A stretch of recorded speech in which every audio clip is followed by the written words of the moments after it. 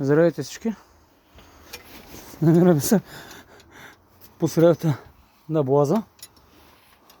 Дойдохме тук на един колега да обършим малко дупито. Фръпнаха леко ремъците. Ама стават такива работи.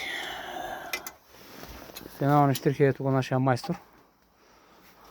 Ремата. Ема, къде сме точно в момента тези джентеми? Щастлив живот. Какъв? Щастлив живот. Значи ако сте гладни, ресторант щастлив живот. Жалко, че не работи обаче. Ай, катастрофа.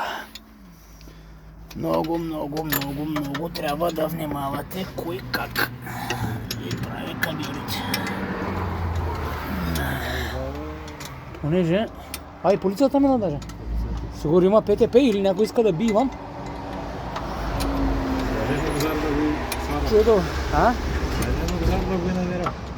Нокзар да го е намерил преди полицията ли? Не. Проблем няма. Мерцедес, Евро 6, смяна на ремъци на пътя.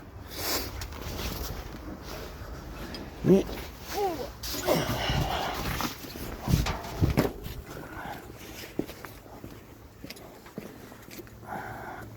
отново нашите приятели. Кавказ Транслогистика. Хубаво, приятно времето. Сигурно е 0 градуса вече. Точно за работа на пътя. Кеф да ти прави.